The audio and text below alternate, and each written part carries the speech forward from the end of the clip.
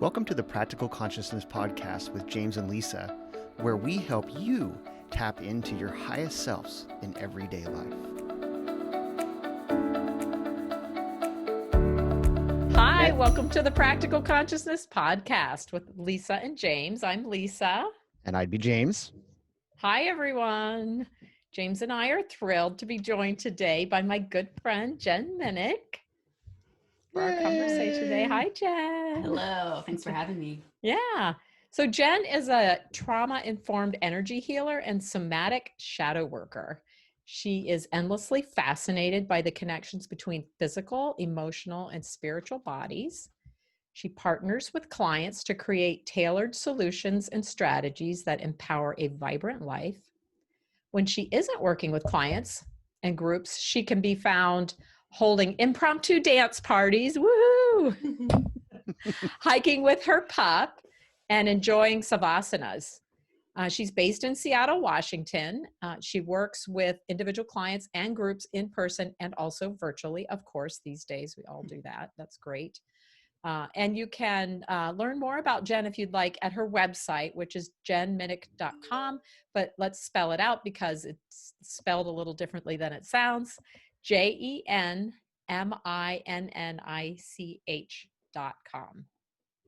So, and we'll have that we'll post it when we post the podcast.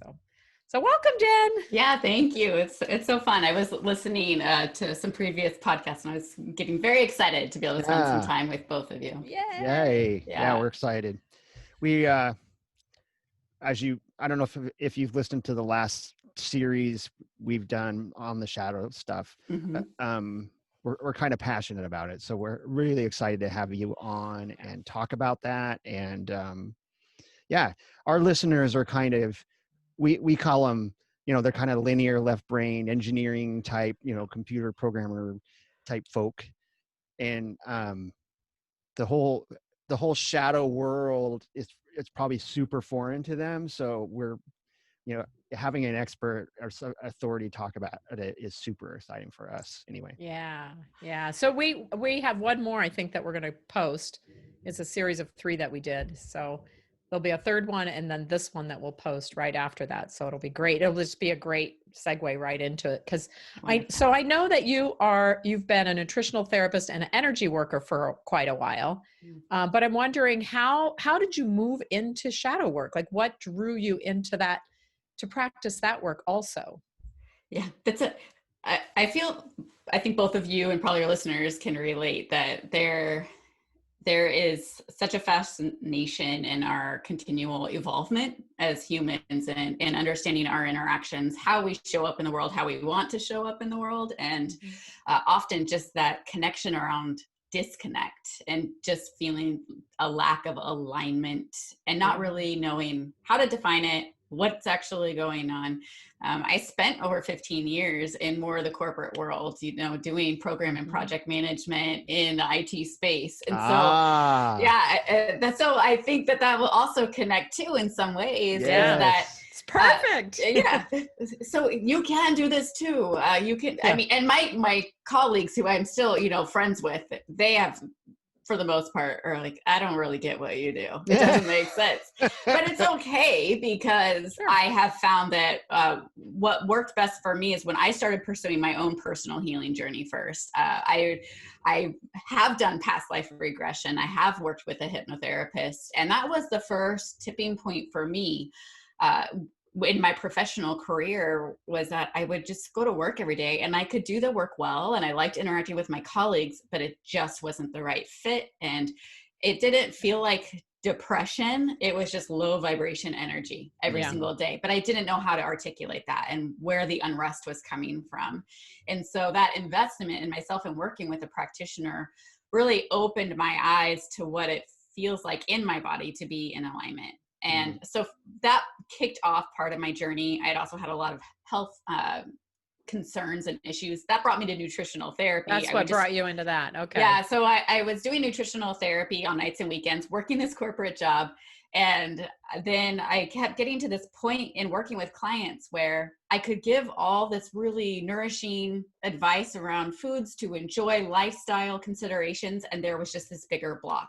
So that took me down more the energy healing route, where at some point I realized that I could admit to myself that I was very intuitive and that I was spiritually connected in a way that basically I'd been taught not to be, like when you're little and you have your imaginary friends and everyone thinks that's really cute, but at some point that's not okay. You're an adult now. Stop talking to your imaginary friends. and get and one of them still pops up for me now, but it's more of a spiritual connection for me. And I can laugh, and it's like having a group of energy sources that really know you and can challenge you. So for some people are probably still like, what? But that's really where I started to acknowledge that I was incredibly intuitive in my own unique way. And that would probably be the bigger piece that I want to share with anybody listening, and that I hope my clients walk away with as well, is there is no one size fits all approach to energy healing, to nutrition work, to shadow work. It's really about building up your own toolkit so that you can stay connected to what is in alignment for you and what you need to potentially work through, embrace, enjoy, and allow yourself to take up more space in the world. So the shadow work came as that final layering in component of mind, body, spirit, and really being able to have the language and the tools to go down into what feels more dark, potentially heavy and scary, and instead realize that when we're able to sit with everything that's coming up and we have compassion and love for ourselves as we're working through these processes, that there is even more openness at the end of it. And that allows for us to continue to make more decisions going forward that are in alignment with our highest self, with our true self. And that's an evolving piece of this too, is every week I'm a different human, in really great ways. We all are. Yeah. Every minute of every day. Yes, exactly. Yeah. There's like constant rebirth. I love that you mentioned the idea that everything is sort of like very individual. That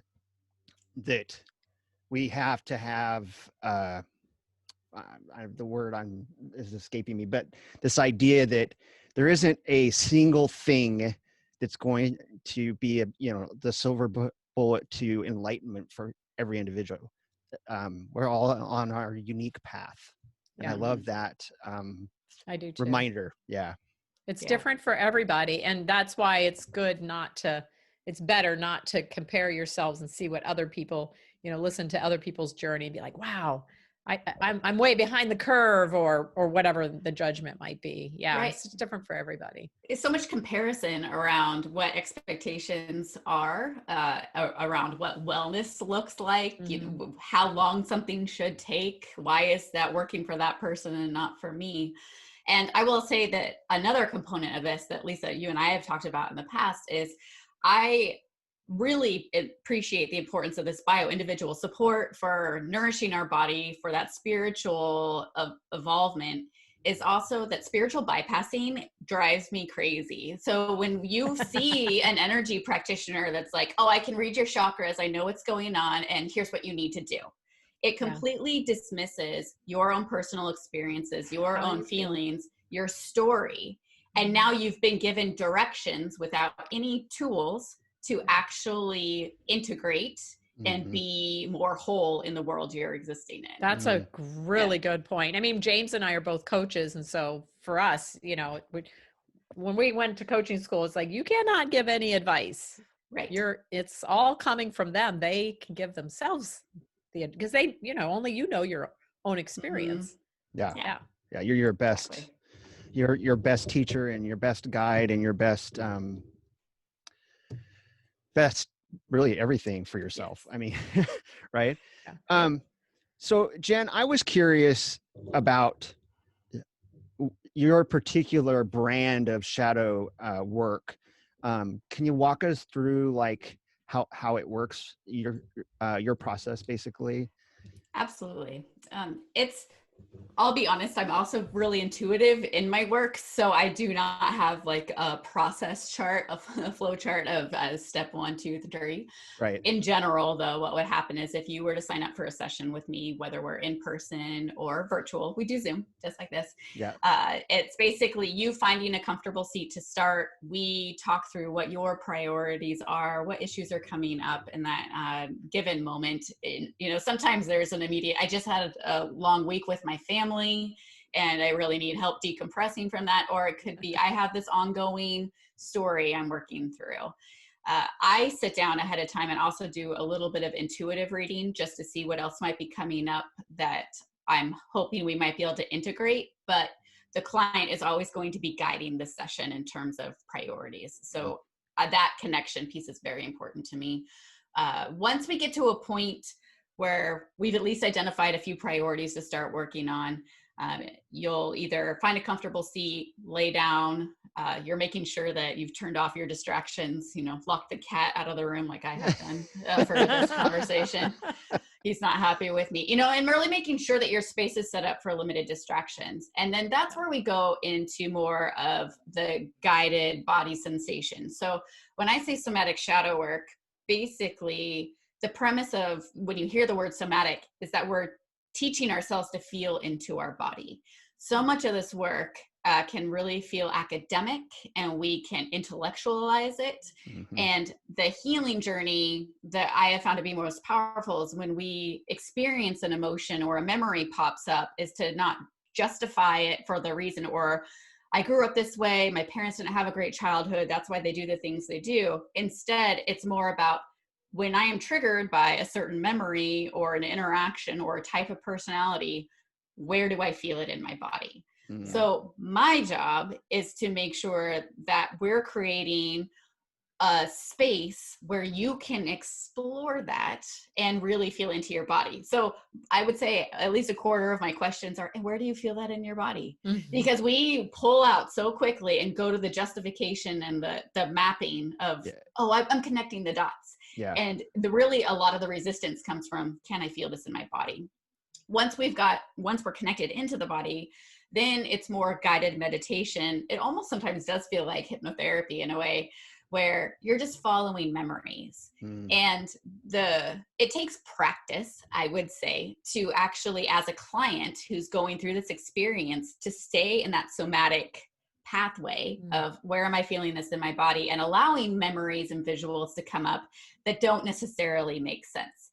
And I have clients all the time be like, that doesn't make sense. Where's that? That's not a real memory of mine. And the great thing about this work is it doesn't matter whether it is real or not. There is something that is making that connection for you. Yeah. So we just continue to follow that. And sometimes it ends up in you're meeting an inner child at a specific memory and age. Sometimes there's just a family figure standing in front of you. And we figure out how to help you have that conversation with the inner child, with that person. Sometimes it's like just a figure that makes no sense. The logical side of us is like, well, why is there a brick wall in front of me? Well, whatever. Let's see. How do you feel in your body when that brick wall is in front of you? And often we start to pull out that there is a deeper connection. So each session is going to be very different, even for clients that I've been working with on a regular basis. We might have a session every month, even more than that. And that guided imagery and all those components shift almost every single time. So for our partnership in working through this, it's to make sure that you have the space to go deeper into memories. And I also like the term of titration for this work. So I don't know that word. Yeah. So in listening to the podcast episodes earlier about this, there's a lot of emphasis on shadow work being heavy and hard, and you got to be deep in it.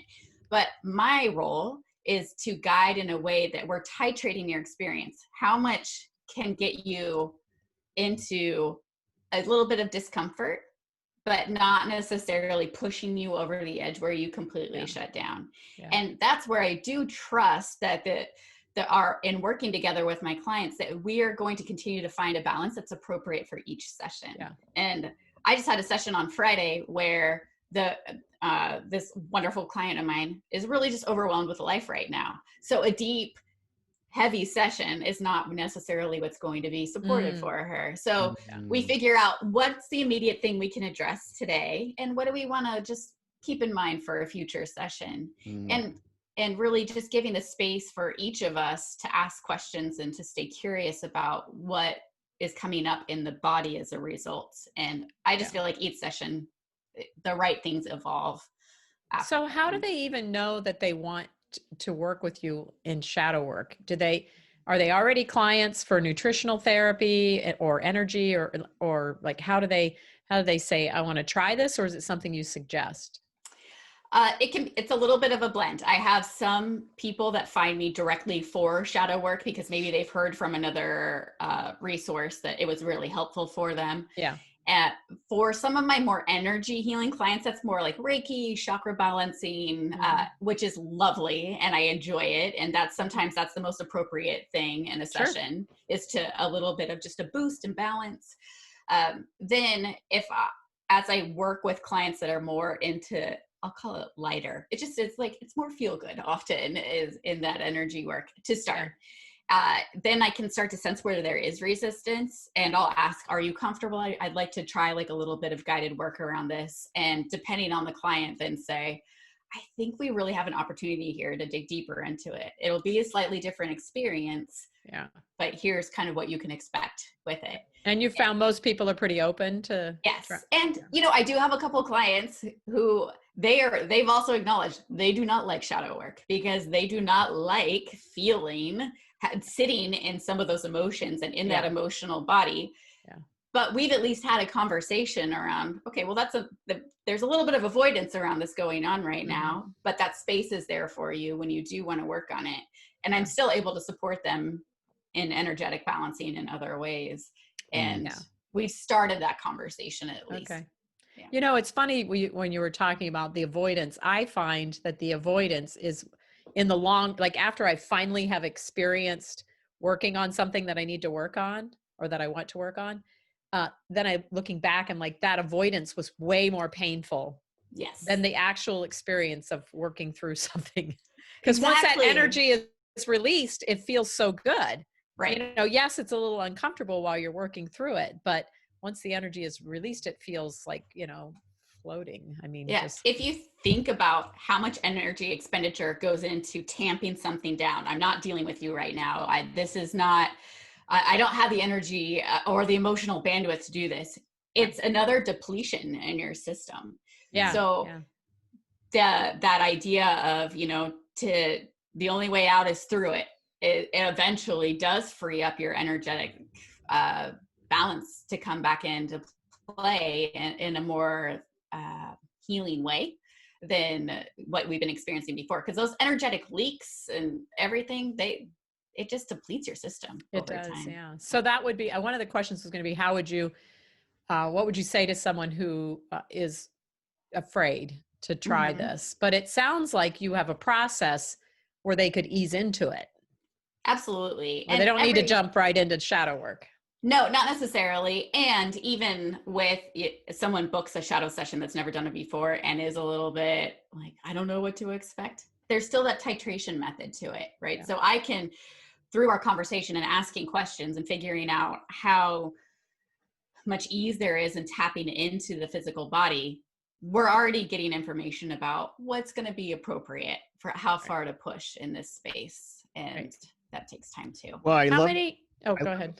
Real quick. I love how you talked about being intuitive in the process itself, because I think that opens it up to be very, very tailored to exactly what a given client needs at a given time. So like you say, if I come in, I'm like, I really feel like I need to do this, but I've already feel my soul being crushed just thinking about it. And you can be like, well, let's back up a second. Let's have a conversation first and kind of ease me into maybe even doing some energy healing or something. And then, once I'm comfortable, I built rapport or whatever with you, then at that point you can say, okay, let's go into some of these scarier areas. It's okay. I'm Mhm. with you. We're going to be fine. I love that. I really, really love that approach to it.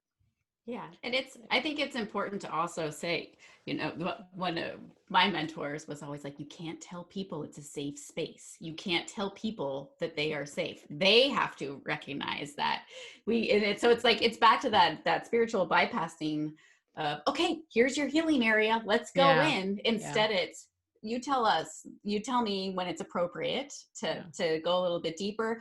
Let's just breathe in that for a little bit. And often, just coming back again, where are you feeling that in your body? It's like, oh yeah, checking in with my body. Like it's just a constant. And I have to do that too as a practitioner, because one of the ways I take in intuitive information is I actually feel the physical sensations that my client is feeling. Or even if I'm in a room, I'll be like, okay, who's like got shoulders hunched up? And so I have to work on, is that my energy? Is that theirs? And then when I am kind of sensing without like jumping into their energy, what would allow me to soften a little bit? And that's the goal, is to really soften into the experience. Rather than trying harder, we need to try softer. And that's what allows us to go deeper into the shadows. Yeah. And James and I have talked about the trying thing before. It's like, trying doesn't get you anywhere. Yeah. There's no trying when it comes to this type of any kind of spiritual or growth consciousness type work. Mm-hmm. Trying, you don't try to, you don't force it. You don't, it doesn't work that way. Force is low vibration energy anyway. So, it's generally, it doesn't usually work, or it's not sustainable, at least. Mm-hmm. That's the key right there. It's not sustainable. You might feel like you've gotten a result, but it's not sustainable. Right. Yeah. In fact, in our coaching, oftentimes our clients, it sounds like it's similar methodology, coaching and what you do. And our clients often want to speed through the process, right? They want to, I think it's a form of spiritual bypassing to some extent, but tell me what to do. Yeah. I paid you a lot of money. Give me your advice. Tell me what to do. Yeah. Tell me what I need to do right now. And it can be interesting how, especially like a lot of my clients are leadership or like executive entrepreneur type. And so they already have got where they've gotten with force to some extent. And so it's interesting I love the word you said, soften, when you soften back into it, how they respond to that. At first resistance, and then there's comfort, that comes from, okay, let me just breathe, take a break. Get into my heart space. Right. We have so much attachment to outcomes, and a lot of this work requires us to just gently hold whatever is coming up and thinking about what does success look like. A lot of my clients are like in the similar space. They're in leadership roles. They're doing really great things out in the world. They're creating impact, but I should say, and what is that? Where is that alignment, and who taught them what success really is? And so it's reshaping that and figuring out what's true to them versus what's stories that they've just had integrated since they were young about what does success look and feel like. Prosperity versus success. That's the real goal. Yeah Very cool. Go ahead, Lisa. Sorry. Well, I was just going to ask, when looking at the actual shadow work or the work that people do with you, what are some of the results that they get? Like, what do some people walk away with? We just got done saying that you can't attach to that.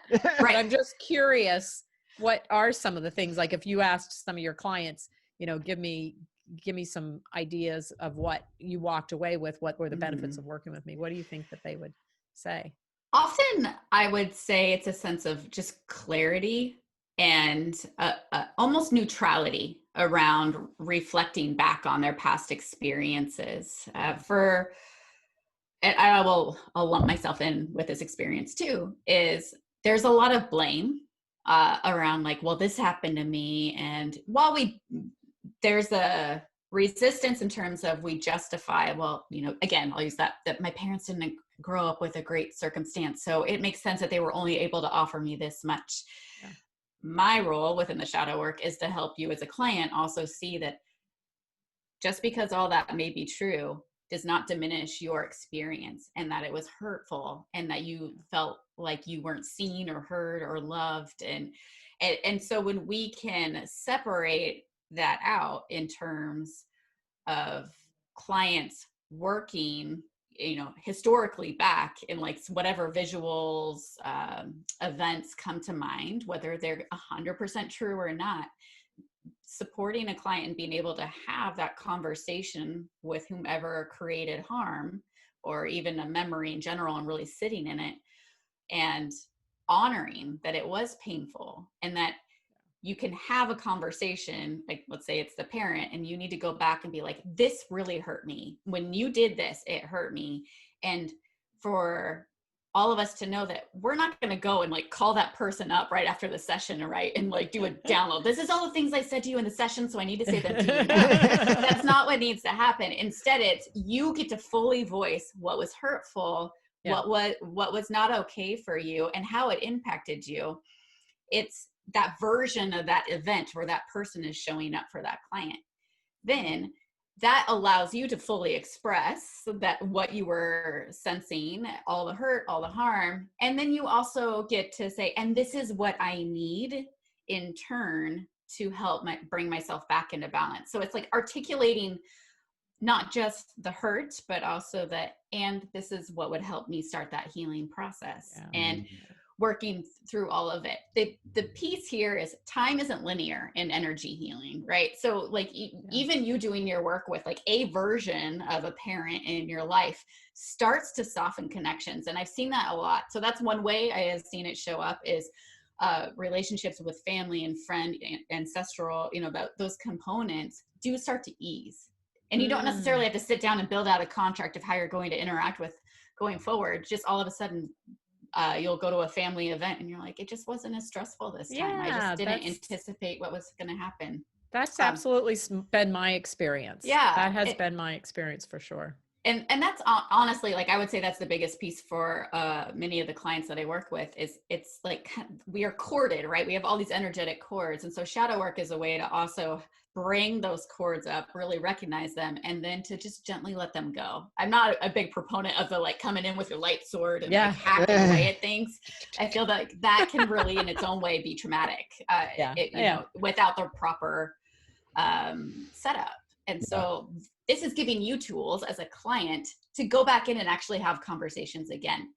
My goal would be to work myself out of a job for clients, or at least, we see each other more regularly. And then you just need to check in a few times a year because you continue to incorporate tools and you can follow that process in your own body to be like, oh, that was a really uncomfortable experience.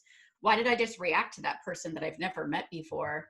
You sit in, listen to your body and go, oh yeah, that just feels just like a memory or an event that used to trigger me a lot when I was younger. I love that. I love that. Yeah. I love the idea of learning the tools. It's the same for James and I with coaching. Mm-hmm. Once there's all this awareness and tools and, just knowing how just experiencing things differently than you did in the past, responding to things instead of reacting and doing it all with a lot of awareness and, knowing who you are and where you are and what you're doing. Yeah. I like that. Jen, I'm kind of self, what do you want to call it? Self-taught or self-practiced in, self-studied in the shadow work. And I didn't go into it. It's interesting as I was listening to you share,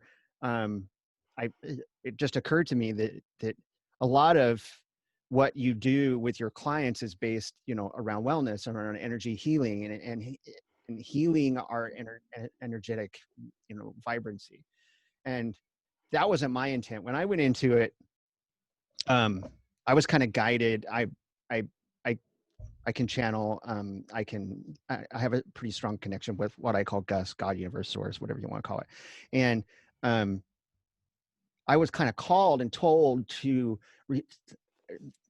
I think the words were release the past, let go of the past. Mm-hmm. And so I went into it with kind of this mindset of I'm going to let go of these shadows. I'm going to let them, go on and do their thing or whatever. But as I got into the work, I realized that there's no real letting go. It's not a release process. It's a acceptance process. It's an embracing process. It's a falling in. I tell Lisa all the time, it's kind of breaking all that crystal around your heart and letting your heart be fully vulnerable and a total acceptance of all of you, even the bad stuff, right? The dark desires, things that we don't want others to know about ourselves. So it's interesting, but at the same time, when you said the result was the people kind of having ease and not being triggered as much and not being bothered by the things they were bothered, I absolutely have felt that exact result in my life, where, all the things that used to piss me off or I judge somebody for whatever, which is just, we've talked about this in this podcast a lot. Judging is just projecting. And that's probably been the number one, well, maybe number two thing is that I'm no longer triggered as often and as much as I have been in the past. So I didn't go into it to heal, quote unquote, right? I went into it to just, embrace my own totality. But I think healing was a byproduct of even my own self-guided approach. So do you get folks that come kind of with that intention, or is it usually always around wellness or healing? It's a variety. I think there's always, I'll even say in my nutrition work, I only work with nutrition clients now that are also willing to do energetic or shadow work too. So I've made that distinction. I put it out into the universe. I was like, I can no longer, battle's not the right word, but if I can't convince you that this whole energetic field and balance is just as important as the food choices, then you're not necessarily somebody I want to work with. So I got really clear on that. I love that. Yeah. I love and that. it felt really great because that for me was really important for my alignment. Yeah. Then that usually means I'm attractive to potential clients that have already started doing some of this energetic or shadow work. And I think it's really great, James, like how deep you were able to go in that self-taught method. And I think that many people can make that progress. There's a lot of great resources available. I know you've mentioned a number of books, and I think there's a couple others that we could link in the notes if people want to reference those. Yeah, we love that. Where I think the value of working with someone one-on-one, even though you have the will to do it on your own, is that practitioner can challenge you to go to that next level. That sometimes, like the somatic piece is, I see a shadow worker occasionally, right? Because I stay in my head. I'm like, oh no, I don't like that feeling. And so, and I almost subconsciously am doing it. I'm not actually aware that I'm avoiding that. And so, once a year I'll check in with my practitioner and be like, okay, I've been avoiding this, and I'm just telling you, keep me on the hook for this session. And so that's the piece that's like, there's a lot we can do on our own. And then just having, just to your point, right, about coaching and just looking at providing tools. Sometimes we just need that person that's like, yeah, you got to 90%, but there's this little pocket over here.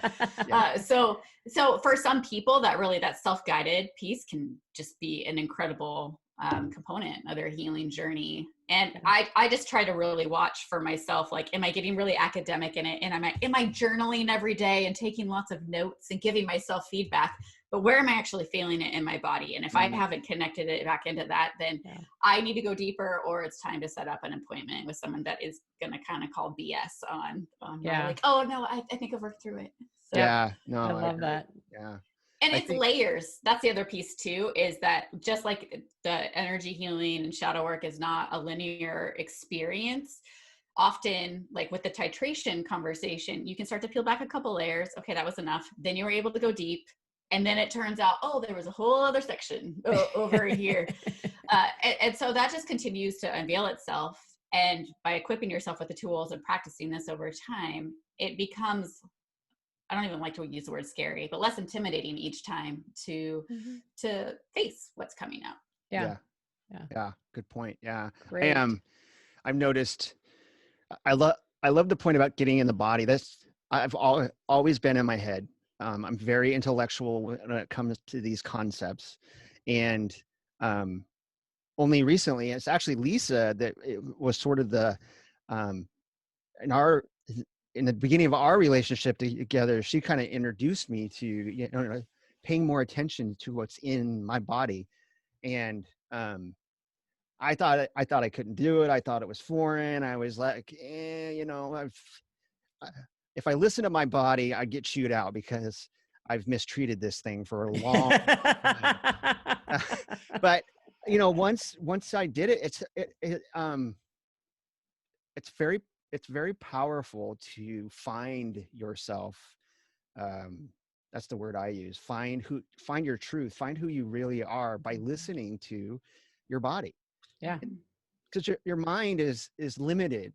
And our body is so much more capable and the potential. So yeah.